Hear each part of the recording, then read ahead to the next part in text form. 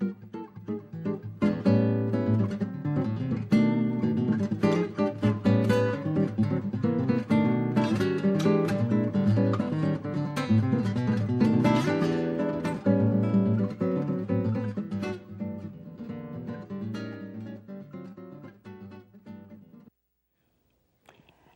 welcome to In the Kitchen with Anya, or Oh Yum. And I have to tell you, it's summertime, and for me, it's a serious Oh Yum time, as I'm a produce junkie, and there's almost endless bounty of fruits and vegetables in the summertime. It's only going to get better in late summer into early fall, and believe me, we'll talk then.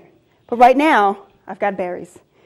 Blackberries, raspberries, strawberries, and I have a couple of recipes later that are going to have Marion berries and loganberries, just in a berry mix that you can find at your local store. Because even though during the summertime, all of these berries are easy to find fresh, they're practically everywhere. You pretty much trip and fall over a berry. But in the middle of the wintertime, it's sometimes difficult to find. And pretty much all of these berries, well, with the exception of strawberries, which does have a few different uses, if the berries have been frozen, you can use them in pretty much every single recipe I'm going to give you today. So we're going to do tea. A very, very berry tea. Now, the reason why I say that is because just using endless recipes to go with my endless berries. That's the point today. And also, I have 7 nieces, and we're going to do tea. Now, the nieces, you know, I adore them, but they're a bit messy, and they're a bit excitable. So, every single recipe we're going to do today is very simple and fairly fast, fairly easy, and they are, you know, something you can give your 5-year-old up to your 14-year-old to do. That's my range, so that's what we're working with today. The first thing we're going to do is start off with something savory, because as you look at the rest of the recipes we're going to do today, you're thinking, Anya, you just feed your children dessert. And I say to you, yes, I'm an aunt. I get that privilege. I'm going to slap them full of sugar and send them home. Now, the first thing we're going to do is make salmon tartlets. I'm going to slip in a little protein right in the beginning so that, you know, we can make the way, so at least I can have some calm for a couple of hours till they get home. So I am using phyllo dough that you can just get at a regular grocery store. I wouldn't bother making phyllo dough. It would take you hours and hours of time when you can just go to your freezer section. So phyllo dough has to be kept kind of under special conditions, and this is the hardest part of this recipe, is that you need to cover the phyllo dough with plastic, which is, it's actually going to be wrapped in plastic, and then cover that with a damp towel. And you just don't want to get it to dry out, because phyllo dough is a huge problem if it dries out. Otherwise, you're good to go. That we're going to do is sprinkle a little flour on our work surface, and just kind of smooth that out a little bit. We're going to put our phyllo down, and you want to work kind of quickly. So I'm going to separate 2 large eggs.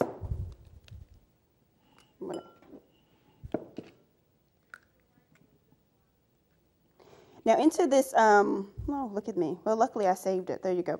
So into this is a half a teaspoon of salt. There we go.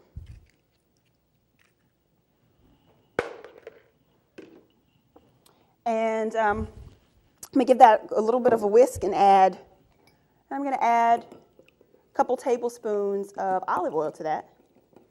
And that's what we're going to rub on top of our phyllo. There we go. Let's grab a little olive oil. And add 3 tablespoons. 2. Now, the thing I like about this is that, one, my little people love it. It's like magic, and they love anything that resembles painting and making a mess. And this is pretty much in it. So, the first thing we're going to do is we're going to separate a piece of phyllo. Just one. It doesn't have to be seriously precious. Let's pull that off. You can see mine sticking, and that's perfectly okay. And if you're thinking you're going to work fairly slow, you want to go ahead and cover the phyllo back and keep your towel over it because you don't want it to dry out. So I'm going to take my pastry brush and I'm going to rub my phyllo. Now here's the deal with this. If you like crispy kind of wrappers for things, then take it easy on this egg white oil mixture and only do the 4 layers. If you kind of like things that are a little bit softer, then, you know, slather it on, go for it. And then do 6 layers instead of 4, and it'll be a little thicker and it won't be crunchy. I'm going to make mine crunchy, so I'm going to do the 4 layers as called for in the recipe. So we're just going to do this so that we have 4 layers. Now the last layer, the 4th layer, we're just going to lay on top. We're not going to brush on any of the egg white mixture.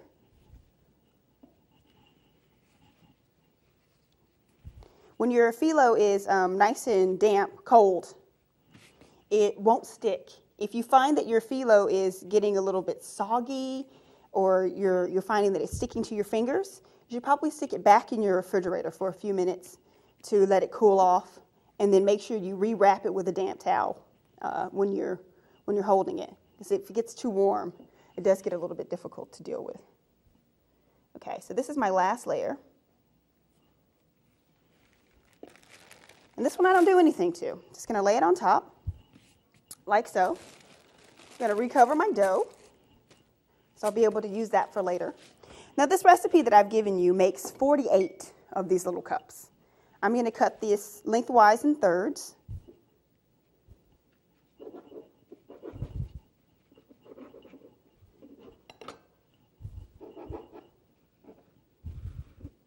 And then again in fourths.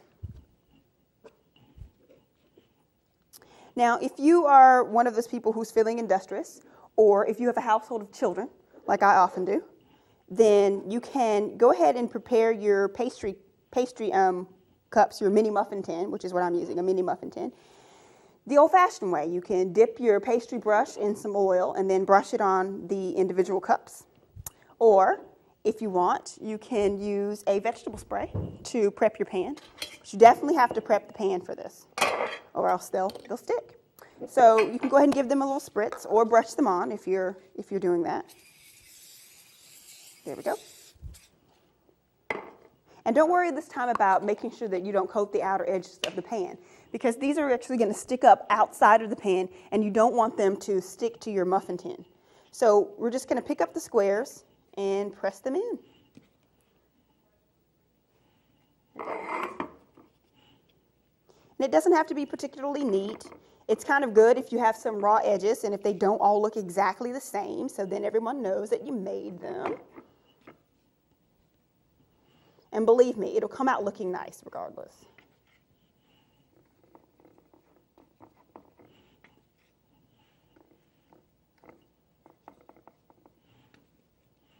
So we're going to fill those into our tin.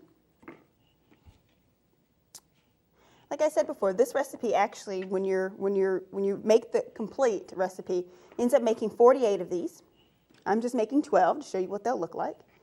And then I will put these in the oven to bake.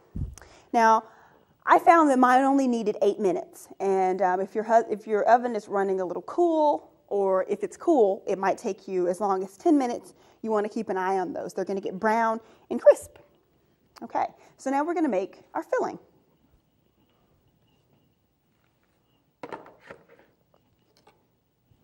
So the first thing we're going to use with our filling is 2 pounds of cottage cheese. And I have to tell you, it doesn't really matter what type of cream cheese you use. I'm using full-fat cream cheese. I'm feeding a bunch of children. They can take it. I maybe need to, hold back a little bit. It tastes good, and I'm making 48 of them. So if you're at least getting worried, this makes a lot. So you can cut them into chunks. I'm going to stick mine in the food processor, so I'm not going to be hugely worried about the amount of work that it takes to cut it apart, because that's not even necessary. It's going to get ground up. So into the food processor it goes. That's 2 pounds.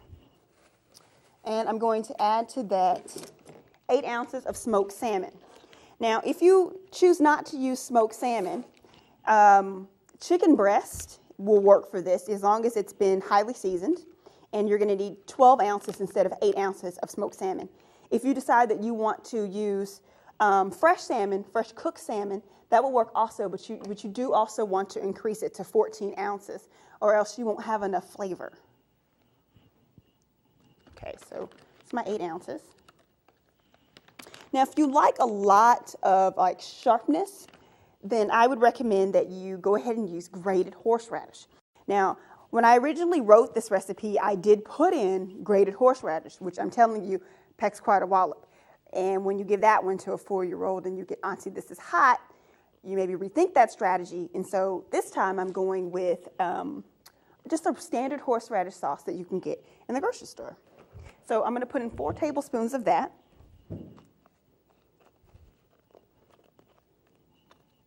That just goes right in, 4 tablespoons. All right. And I'm going to add to that a little salt and pepper.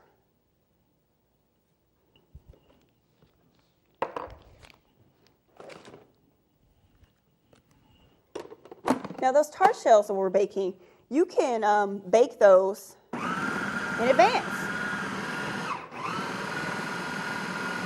I particularly enjoy the fact that the tart shells, you can make them 2 to 3 days. If you freeze them, they'll stay for, 2 months. Even this filling that we're making here, you can make this a couple of days in advance and store it in the refrigerator and then fill it when you're ready to eat. We end up with our salmon spread.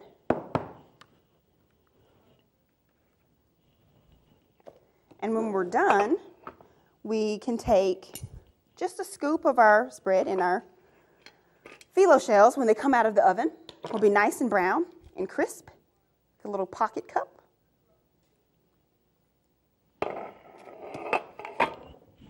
We'll fill our little pocket cup. Put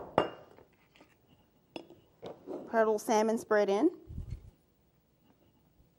Now, I think something that's nice as a garnish is to take some of the salmon, fill your cup, and then sprinkle a little chopped cucumber, which I would recommend if you're going to use your food processor, that you go ahead and chop the cucumber in advance. And then it looks like that. Very pretty and little for my little people. And I just put that together for them. So there you go. The salmon spread is also really nice if you just, use it with some chopped vegetables. It's good on a crudité platter. You can also use it as a spread in a sandwich or on pita chips. And it's a nice dip. So anything that you normally would use, sort of a chip and dip kind of a thing, it fits in really well there. So I hope that you enjoy that.